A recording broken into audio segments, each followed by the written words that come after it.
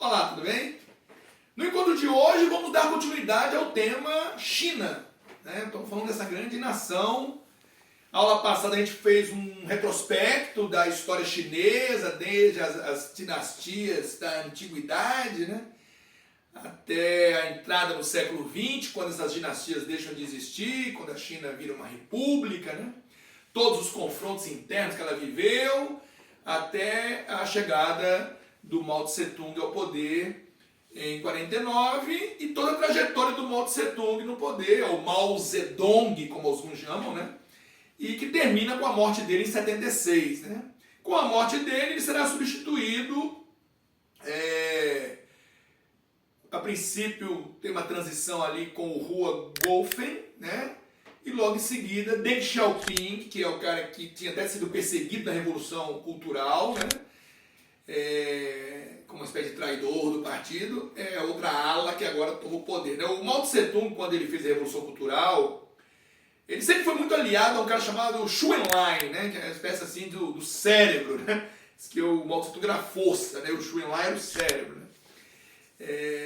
E durante a Revolução Cultural, ele se aliou com o Lin Piao, né? Que era um cara com uma ala mais radical do partido. Inclusive, o Lin Piao foi acusado depois de tentar um próprio golpe contra Mao Tse-tung e morreu num misterioso acidente de avião, né? Acidente que ele estava fugindo, inclusive. E o Deng Xiaoping foi perseguido durante a época da Revolução Cultural. E com a morte do Mao Tse-tung, com o fim do maoísmo, o Deng Xiaoping chega ao poder a partir de 78. E o Deng Xiaoping vai fazer uma revolução na China, uma nova revolução, né? Que é a transformação da China no país que a gente conhece hoje, né? Ele aplicou o programa 4 modernizações, né? Onde ele escolheu 4 setores estratégicos para investir e fazer a China se transformar, que era a defesa, porque a China é um país que se preocupa o tempo todo com a questão das suas fronteiras, da sua proteção, né? Nos anos 60 a China teve conflitos na fronteira noroeste com a Rússia, na época da União Soviética, que chegou a invadir um pedaço da China por alguns dias, depois recuou. Ela teve confrontos na fronteira com a Índia, né? Até hoje, né? Até agora, recentemente, houve um confronto na fronteira da Índia, onde soldados e oficiais dos dois lados se mataram na porrada, porque há um acordo para eles não terem armas lá, né? Para evitar coisa pior, e andaram se engalfinhando agora aí, recentemente, né? Há 3 áreas da fronteira chinesa com a fronteira indiana que são muito sensíveis, né? Que é a Aksai Chi, a Sikkim e a Arunachal Pradesh, né? São 3 pontos sensíveis na fronteira entre os dois países, né? Áreas que estão ali negociadas, mas que a China tem investido muito em militarizar essas áreas, em construir rodovias, em tornar essa área mais integrada e de mais fácil acesso. Isso, de certa forma, incomoda a Índia, que é um país mais atrasado na infraestrutura, que não tem a mesma capacidade de desenvolver o outro lado, né? E gera tensões ali, né? São as tensões históricas, né? Ao longo da Guerra Fria, como Índia e China tinham problemas na fronteira, disputaram ali a área da Caxemira, né? No norte da Índia, dividido pelo Paquistão, Índia, e um pedaço está na China, né? Então sempre rolou tensão entre as duas, né? E diante dessa pressão, a Índia se aproximou dos soviéticos, né? Ela manteve não se alinhou do ponto de vista de se tornar um país socialista, de partido único, isso não. A Índia sempre foi uma democracia desde que ficou independente em 47, né? Mas ela se alinhou com o modelo econômico soviético, comprou armas, né, desenvolveu o programa nuclear, a Índia, né, alinhada com os soviéticos, que tinham rompido com os chineses. Né, e a Índia tem um grande rival, que é o Paquistão, seu vizinho, né, que nasceram juntos. Né, da antiga Companhia das Índias Orientais nasceu o Paquistão e a Índia. Né, e o Paquistão e a Índia alimentam uma rivalidade, disputam a Caxemira e tudo mais. E aí a China se aproximou do Paquistão. Né, inclusive dizem que o programa nuclear paquistanês, que é rival do programa nuclear indiano, nasceu do apoio chinês, né? E a Índia vinculada aos soviéticos. Então, é histórico essa rivalidade entre eles. Hoje, China e Índia procuram se aproximar, melhorar as práticas comerciais, né? mas as tensões ainda existem, né? Então, pessoal, a chegada do Deng Xiaoping ao poder faz com que ele execute o programa das 4 modernizações. Um deles é a defesa, o outro é a agricultura, porque o chinês precisa cuidar de sua alimentação, sempre, né? O outro é a tecnologia, que permeia os demais setores, né? E a indústria, né? Que se tornou a base da transformação chinesa. A China vai se transformar de um país agrário numa base industrial global, né? Esse foi o grande salto que ela deu. E para contribuir nesse sentido, o Deng Xiaoping abriu no litoral chinês, principalmente no litoral sudeste da China, as chamadas ZES, Zonas Econômicas Especiais, né? Províncias chinesas litorâneas, onde ele abriu para a chegada de investimentos estrangeiros e de empresas transnacionais, né? Rompendo aquele monopólio do Estado, né? Até então tudo estava na mão do Estado, né? Além disso, ele pôs fim às comunas populares, né? E permitiu que as pessoas plantassem e vendessem o que plantavam, né? Redistribuindo as terras pelos camponeses, e não mais no modelo de uma fazenda estatal, né? Que era um símbolo, inclusive, da era do Mao Tse Tung, as comunas. Ele rompeu com isso, né? E com isso a produção alimentar chinesa aumentou bastante. Com a chegada dos capitais estrangeiros e das empresas estrangeiras, floresceu uma base industrial fortíssima, né? Porque a China tem muitos fatores que interessam ao mundo produtivo, né? Uma mão de obra abundante e barata, leis trabalhistas muito frágeis, né?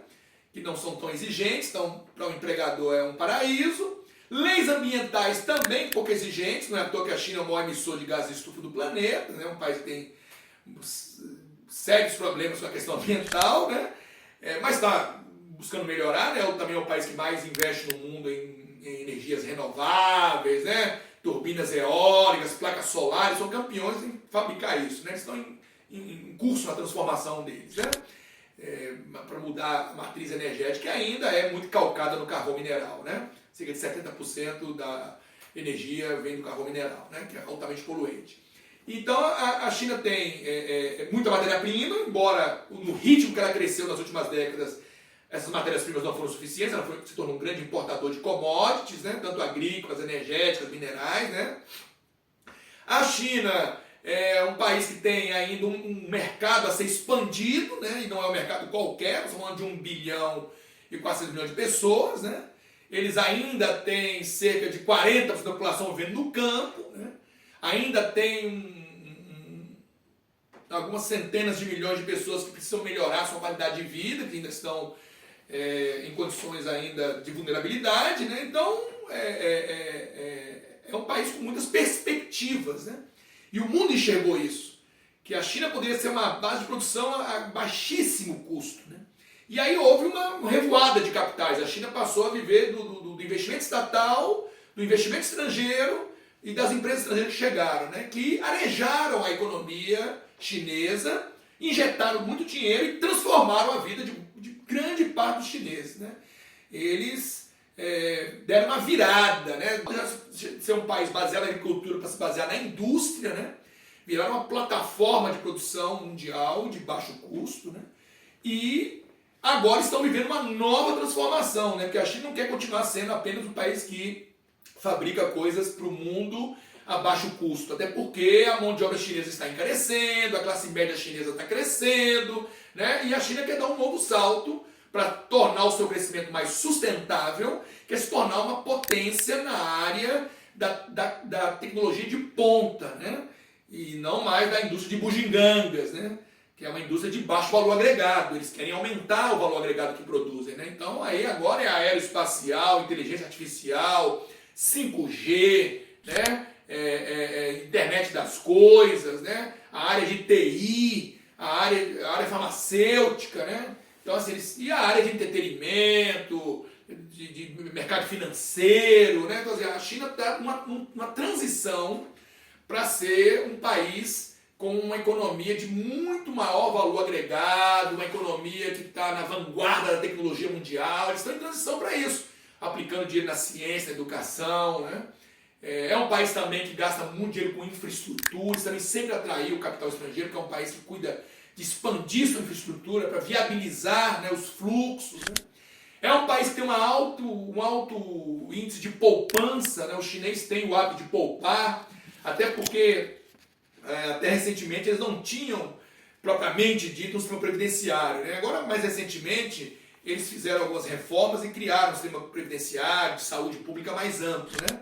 Até porque eles estão num processo em que a China está crescendo, está se desenvolvendo, está se expandindo e que eles precisam melhorar a qualidade de vida da população, né? Porque o país se expande, o país cresce, a economia cresce e a desigualdade aumenta, né? E cada vez mais urbano.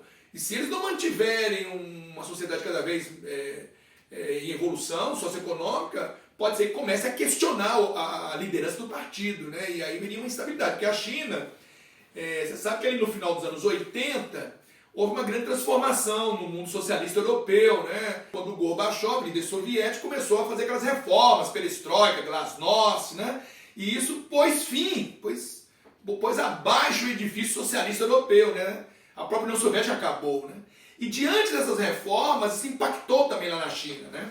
A China viveu um período inflacionário meio forte ali no final dos anos 80, inclusive teve uma manifestação muito grande na China, né? Em parte motivada por essa inflação crescente que estava corroendo o poder de compra deles, né? E por parte ganhou uma conotação política, já que estava vendo a abertura nos países do leste europeu, né? Os chineses mais jovens, principalmente, começaram a pensar por que também não poderia haver reformas, né? Mais liberdade de expressão, mais participação política, menos corrupção no partido, né? Reformas, né? E aí eles foram às ruas, né? E depois da prisão de um líder do Partido Comunista, né? O Hu Yaobang, né? Que foi favorável às reformas, ele era um reformista, né? E o partido o afastou e colocou em prisão domiciliar, e logo em seguida ele faleceu, né? Então, com o falecimento dele, as revoltas juvenis ficaram mais infladas, né? Nas ruas, né? No velório dele, aproveitaram o velório dele para se manifestar. E aí, coincidiu com a visita de Gorbachev à China em 89, né? E aí inflamou o movimento, as pessoas tomaram aquela praça da Paz Celestial em Pequim, pedindo reformas, mas de forma pacífica, né?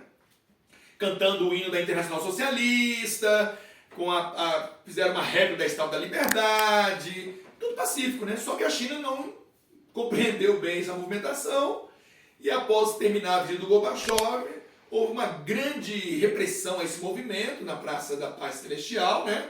Também conhecida como Tiananmen, né? Que esse livro inclusive fala sobre esse episódio da praça, onde a repressão chinesa pode ter matado até 5.000 pessoas, não se sabe ao certo. Naquela época, no final dos anos 80, 89, né? Não havia essa internet que a gente tem hoje, os celulares, essa tecnologia móvel e instantânea, né? Então, os repórteres foram expulsos da China, seu material jornalístico foi caçado, poucas imagens se tem daquela época, né? A mais famosa é daquele chinês enfrentando uma coluna de tanques, né? E muitos chineses foram presos, alguns foram executados, outros tiveram que fugir do país, né? E a China deu uma mostra ao mundo que estava em processo de abertura econômica, mas não estava disposta a fazer abertura política, né? Isso ainda na era do Deng Xiaoping, porque ele só morreu em 92, nós estamos em 89, né? Então, esse episódio marcou bem a história chinesa, né? Inclusive dizem que eles são mais tolerantes agora lá com Hong Kong porque não querem repetir esse episódio de novo no mundo de hoje, né? Onde a China é bem vista, é visto como um país que está se modernizando, e não pegaria bem para a China uma repressão nesse nível, né? E aí, pessoal, o Deng Xiaoping, que fez essa abertura e que capitalizou a China e que transformou a China, ele vai falecer e as próximas gerações de governantes que vão substituí-lo, né? Vai ser o Jiang Zemin, depois o Hu Jintao, né? E mais recentemente o Xi Jinping, vão cada um no seu período buscar transformar mais e mais a China, né? O Deng Xiaoping deu passo na abertura econômica e na atração do capital, né? E os próximos governantes vão flexibilizar mais, porque antigamente a regra era mais rígida para o investimento estrangeiro, permitir que o investimento estrangeiro penetre em mais setores, embora o Estado ainda domine setores estratégicos da energia, do transporte, das telecomunicações, né? E vão fazer reformas sociais para beneficiar mais a sociedade e acalmar os corações e as mentes também dos chineses, né? E aí a China vai fazendo sua transição para um país cada vez mais moderno, o que eles chamam de um socialismo de mercado, um país, dois sistemas, o socialismo híbrido, né? Que é aquele país em que mantém um regime autoritário, de partido único, onde não há eleições livres, né? Onde o partido escolhe seus delegados e a cada 5 anos esses delegados são chamados a Pequim para aprovarem a escolha da alta cúpula feita pelo próprio partido, né? É assim que funciona as escolhas políticas lá, né? E aí eles criam seus projetos, né?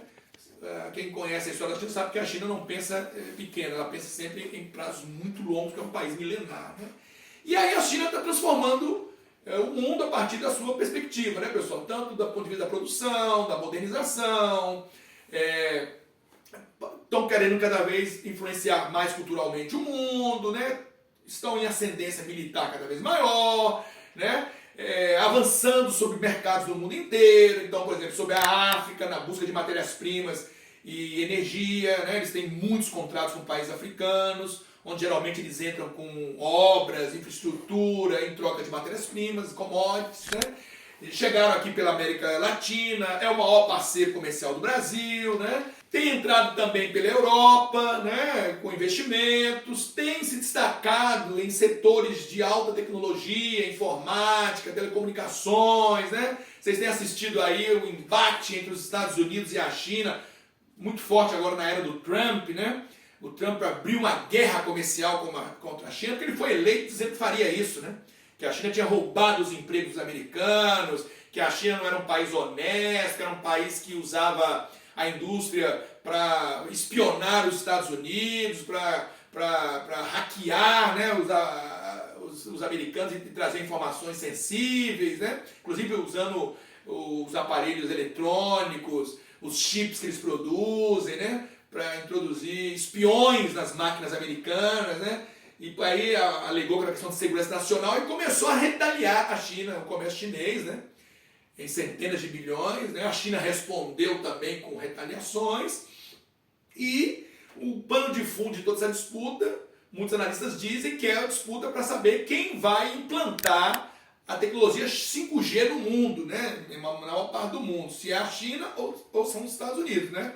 E aí vem aquela pirraça lá do Trump com a Huawei, né? Que é a empresa chinesa responsável por prender o filho a filha do diretor numa visita ao Canadá, né? O Canadá prendeu a pedido dos Estados Unidos para investigar ações de espionagem da empresa, né? E criou um clima muito forte, né? Em relação porque a 5G é a tecnologia que vai dar um salto, né? Na capacidade de interação, de comunicação, de processamento de dados, né? De rapidez, né? Nas informações, vai influenciar muito a indústria militar também, né? E eles estão numa corrida para saber quem vai implantar isso na maior parte do mundo. E o americano disse que ele quer implantar porque a partir daí ele quer ter acesso a informações sensíveis, né? Inclusive a China tem uma postura também bem mais agressiva ali no mar da China Meridional, né? Aquela região ali do sudeste da China, onde ela disputa mar territorial com outros países da região, né? Sultanato de Brunei, Malásia, né? Filipinas, que reclamam pedaços do oceano como mar territorial, e a China também, né? E a China tem trabalhado para construir ilhas artificiais em recifes no oceano, onde ela está montando bases militares, né? E fixando pontos, que ela quer controlar aquela região, que é uma região bastante sensível do comércio mundial e para o comércio chinês, né? Disputa também áreas com o Japão, né? Como as famosas ilhas Shikaku, né? E os japoneses e os chineses disputam essa ilha. Já tiveram pequenas tensões com navios pesqueiros chineses em áreas que o Japão diz que é seu mar territorial, né? E por aí vai. A China também a China, na verdade, tem 3 preocupações assim, geopolíticas, né, que a gente poderia dizer. A famosa ascensão silenciosa da China, né? Ela tem uma preocupação em unificar cada vez mais o país, né? E transformar províncias que ainda estão separadas, reintegrá-las, como é o caso de Taiwan. Ela tem problemas separatistas no Xinjiang, no Noroeste, com os uigures, e no Tibete, com os tibetanos ali. Então ela como é que ela trabalha com isso, né? Essas duas províncias? Ela leva desenvolvimento, leva infraestrutura, leva indústrias estratégicas para a região, porque quanto mais desenvolvida, mais integrada ela está, e transfere cada vez mais o povo Han, né? 92% dos chineses são da mesma origem, Han, né? E quanto mais Han você tiver, Han com H, tá? H-A-N, quanto mais mais povos Han você tiver nas áreas de minorias, mais minorias eles são, né? E menos influência eles têm, né? E uma fiscalização intensa e uma repressão intensa aos movimentos, né? Chega a ter lá no noroeste, nos uigures, os muçulmanos, chega até inclusive a ter atentados, bomba na região, né? Uma outra preocupação da China é consolidar seu poder na Ásia, né? E aí ela mantém cada vez mais vínculos com a Rússia, do Putin, né? São cada vez mais aliados, inclusive pertencem a uma organização estratégica chamada Organização para a Cooperação de Xangai, que é uma organização que tem um DNA de estratégia militar por trás, né? Além da cooperação mútua em vários setores, a ideia é ter uma espécie de pacto militar asiático, né? Envolvendo países da Ásia Central, né? Como Cazaquistão, Uzbequistão, Quirguistão, né? A China, o Paquistão, a Índia, né? Tem membros observadores como o Afeganistão, o Irã, né? A ideia é pactuar militarmente e ter um domínio asiático naquela região, né? A China está construindo a Rota da Seda, nova Rota da Seda, né? Unindo a China até a Europa e a África através de oleodutos, gasodutos, ferrovias, rodovias, cabos subterrâneos óticos, né? Sistema de satélites que cubra toda essa região, que é uma forma de integrar essa região, aumentar o comércio e aumentar o domínio chinês nessa área. Estão investindo trilhões, né, na história da nova Rota da Seda, né, que eles estão construindo por ali, né. Então a China é um país em franca ascensão, é uma ascensão silenciosa, né, e aí vem a terceira etapa, que é a ascensão global chinesa, através de investimentos, através do comércio, né, através da influência cada vez maior nos organismos internacionais, né? Junto à ONU, OMC, Banco Mundial, FMI, né? A China faz o seu dever de casa em termos de ampliação da sua influência global, né? E muitos dizem que os Estados Unidos estão encolhendo em termos de influência, enquanto a China está se expandindo, principalmente na era do Trump, né? Porque o Trump assumiu posturas que não favoreceram muito o aumento da influência americana, né? Muito nacionalista, muito isolacionista, né? Muito olhando para o próprio umbigo, né? A China acaba de fazer um censo, né? Na verdade foi feito o ano passado, os dados estão sendo divulgados agora e concluiu-se, né? Entre os desafios da China, um deles é o envelhecimento da população, né? Como eu já comentei. E a China está envelhecendo muito rápido. Você sabe que lá na década de 70, os chineses adotaram aquela política do filho único, né? Que era uma forma de controlar o crescimento, porque o Mao Tse Tung incentivou muito a natalidade no país, a população cresceu muito no período dele. E isso gerou problemas, é claro. E aí, nos anos 70, resolveram fazer um programa rigoroso de controle de natalidade, definindo que era filho único para os casais em muitas regiões do país que já eram populosas, né? E isso se estendeu até meados de 2016, né, quando oficialmente essa política foi suspensa. Eles já tinham feito algumas concessões antes, né, flexibilizado mais a lei, mas oficialmente ela foi suspensa em 2016. E agora, após o resultado do último censo, ironicamente eles estão anunciando que vão estender agora para até 3 filhos, quem quiser, né? Vão voltar a abrir essa porta, porque estão precisando recompor a população. Porque no ritmo que está indo, a China está reduzindo fortemente o número de jovens, aumentando intensamente o número de adultos, aumentando a longevidade, né, a média de vida, e isso está começando a impactar, né, a relação entre a mão de obra chinesa, a população que está em idade ativa e a que está cada vez mais inativa, né? Que é um processo que o Brasil também vive em proporções diferentes, porque o Brasil não tem 1.400.000.000 de habitantes, né? Então o que a China está vislumbrando num período mais curto que ela gostaria, né? Um envelhecimento rápido da população, um grande contingente de idosos no país, né? Para o número decrescente de ativos que poderão sustentar esses idosos. Então a ideia é reestimular a natalidade no país, o que é difícil, né? Porque a natalidade cai porque as pessoas, as mulheres trabalham, tem a opção de fazer uma carreira, casam mais tardiamente, né? Os custos de criação foram aumentando com a modernização e urbanização do país, né? E aí tudo isso influencia o advento dos métodos contraceptivos, né? A difusão deles em países urbanos, né? Quanto mais urbano a China é, mais difunde os métodos contraceptivos, né? No meio rural há uma necessidade de trabalho maior dos filhos, né? Junto às famílias do que no meio urbano, então tudo isso está mudando, né? E aí a China usou essa política rigorosa do filho único e agora está dando um passo atrás e, ao contrário do que eles vinham fazer até então, eles estão agora querendo estimular a natalidade do país. Parece irônico, mas é a realidade, né? E com essa política rigorosa do filho único, que durou por mais de 3 décadas, houve também um desajuste de gênero, né?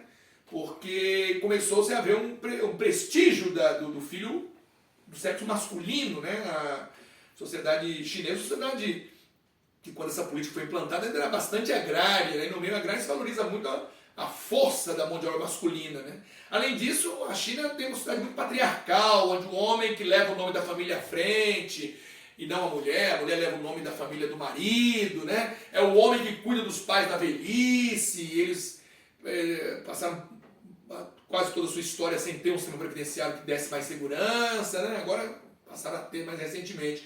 Então, tudo isso prestigiava o nascimento dos filhos, em detrimento das filhas. E aí havia muito aborto de fetos femininos, né? Infanticídio, também do sexo feminino, que mataram a criança logo após o nascimento, né? E abandono de crianças do sexo feminino, né? E aí criou um descompasso, né, entre o número de homens e mulheres em muitas regiões, a ponto dos homens alcançarem sua maioridade e não encontrarem, né, pares, né? Chegarem aos 30 anos e não conseguirem um par para casamento, né?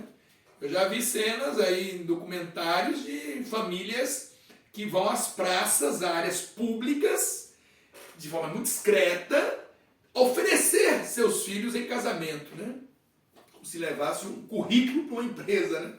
E aí vão lá, descrevem quem é o filho, levam fotos, né? Para ver se consegue combinar um casamento, né? E há histórias mais esdrúxulas ainda, de sequestros de mulheres são escravizadas sexualmente, inclusive de outros países, né? Fora, né? Mianmar, daqueles países ali do sudeste da Ásia, né? Então, essa política rigorosa também produziu um descompasso de gênero, né? Que agora eles procuram corrigir. Então a China, pessoal, como eu já falei, tem vários desafios, né? O desafio do meio ambiente, melhorar a sua relação com o meio ambiente, o desafio de manter geração de empregos e taxa de crescimento que possa absorver, né? Todo ano, milhões de pessoas que chegam ao mercado de trabalho, né? Lembre-se que o mundo, desde 2008, ele enfrentou uma crise econômica e quando parecia estar em franca recuperação, veio o problema da pandemia mundial do coronavírus, que abalou a economia mundial toda, inclusive a chinesa, né? E isso tudo fez a China até repensar um pouco esse modelo dela, né? Um modelo calcado em investimento externo, numa indústria de produção de baixo valor agregado, em salários baixos, né? E a China começou a mudar também essa perspectiva de ser um país com salários melhores, mão de obra mais qualificada, produtos de maior valor agregado, né? Estimulando mais o consumo interno para depender menos das intempéries da economia mundial, né? Estimulando o gasto, né? Porque o chinês historicamente foi muito poupador, mas querendo estimular mais o gasto, o turismo, o lazer, o entretenimento, né? Então a China está passando por uma transformação, a gente não pode esquecer disso, né? E é um país que tem muita reserva em moeda estrangeira, tem feito pressão para mudar um pouco, né, essa liderança do dólar no mundo, né? A China é o país que mais tem títulos americanos em cofres, né? Ela é grande credora, né, da dívida americana, né? Porque ela compra papéis da dívida americana e está em seus cofres, né? E empresta dinheiro para financiar a dívida americana, né? Então, por mais que os americanos e os chineses se biquem aí, são parceiros importantes no plano comercial e no plano de investimentos que a China faz em papéis americanos, seja eles públicos ou privados, né? Então ela tem um valor nisso aí, né? Os americanos também criticam muito a China esse debate já chegou à Organização Mundial do Comércio, de que a China pratica uma política de subvalorização cambial, né? O yuan, a moeda chinesa, seria artificialmente desvalorizada pelo Estado chinês, né? Eles retiram o máximo de dólar que eles podem do mercado para artificialmente valorizar o dólar e desvalorizar a moeda local. Para quê? Para lhe dar competitividade, né? O produto chinês é barato, né? E aí a China se torna um país que é um grande exportador, mas os americanos reclamam que eles não conseguem vender tanto quanto compram, né? Porque a China pratica essa política, né? Acusada de fazer dumping social, dumping ambiental, né? Quer dizer, você ter preços muito baratos dos produtos porque você superexplora os trabalhadores e danifica o meio ambiente e com isso economiza-se e transfere esse valor para os produtos, por isso eles são tão competitivos, né? Só que tudo isso está mudando, tem uma pressão internacional para a China mudar o seu perfil com o meio ambiente, ela fez parte do Tratado de Paris, que se compromete a reduzir emissões ao longo desse século, né, para não fazer a temperatura do planeta subir acima de 1,5, 2 graus, né? Ela já houve paralisações em fábricas chinesas, suicídios de trabalhadores em protesto, né, contra as condições que se impõem a eles nas linhas de produção, né? Isso fez rever questões trabalhistas e tudo isso vai tornando a produção da China mais cara, né? E aí ela não pode mais ser a pátria das bugigangas, né? Se aumenta o custo de produção, ela tem que partir para um patamar de produtos mais caros, né? Que justifique o custo da produção dela que está aumentando, né? A China tem a questão dos direitos humanos, né? Há muita crítica de que a China viola direitos humanos, de que ela é o país que mais executa gente no mundo. Inclusive, em reformas recentes, eles puseram fim aos trabalhos forçados, diminuíram a quantidade de crimes que é punido com a execução, né? Quer dizer, passaram a dar mais incentivos aos camponeses para modernizarem sua produção, né? Educação e saúde, previdência, eles estão tendo uma preocupação maior em melhorar as condições socioeconômicas da população, principalmente as condições sociais, né? Diminuir a vulnerabilidade. Então, é um país que se mantém ali naquela linha política, rígida, autoritária, é um país que vigia muito o cidadão, controla a internet, cerceia as redes sociais, né? Mantém ali um Big Brother, né? Um controle, inclusive um reconhecimento facial de toda a movimentação, né? Filtra a internet o tempo todo, né? Cria as redes sociais próprias para não ver seu cidadão no Facebook, para não ver seu cidadão no WhatsApp, né? E é um gigante, pessoal, em termos de inovação, de produção, de geração de riqueza, né? É um país que tem encantado o mundo no sentido da transformação que ele conseguiu viver nas últimas décadas, né? Dos anos 70 até hoje, né? Então é um país que merece ser muito bem analisado, dá muita publicação sobre a China, né? Eu até selecionei aqui publicações que eu fui acumulando aí, né? Você entender, ó, a China que assusta, o retrato de um novo império, né? São publicações de revistas como Exame, né? E Terra, Veja, né? A Próxima Potência, né? Já é, né? São revistas, algumas até antigas, né? Que vem acompanhando, né? China, o Retorno do Dragão, né? Aqui falando um pouco da China medieval, o esplendor que ela foi na Idade Média, né? Foi maior do que os europeus até, né? E aqui as faces do Mao Tse Tung. Então, são algumas produções, mas você vê que a China é um país, né?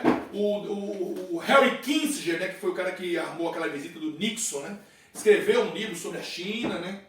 Então a China está muito cotada, fala-se muito, escreve-se muito sobre o país, né? Tamanha a sua importância, né? Por isso foi importante no nosso encontro a gente falar um pouco da China, entender um pouco a China, né? Lembrando que a China é um país que tem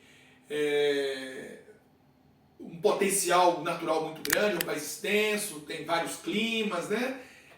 Áreas mais elevadas para o interior, em direção às planícies litorâneas, onde mora parte da população. Você pode dividir a China com uma diagonal, né? A China oriental, onde mora a maior parte da população, e a China ocidental, que é o Tibete, o teto do mundo, Xinjiang, que é a área fria e seca, e a Mongólia interior, que é uma área desértica, né?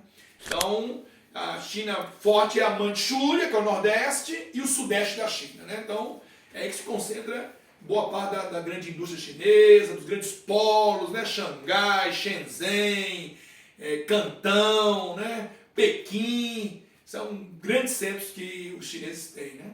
E são grandes produtores de commodities, de alimentos, né? Mas só que eles demandam muito, então eles importam muito também. São os maiores exportadores do mundo, né? Então é uma potência que merece nossa atenção e merece ser acompanhada de perto. Espero que tenha permitido a vocês uma visão bem panorâmica do país, que vocês possam entender um pouco melhor sobre ele. E convido vocês a lerem mais e entenderem mais a China, porque o mundo passa pela Ásia daqui para frente, né? E a China é o grande líder, né? Asiático, né?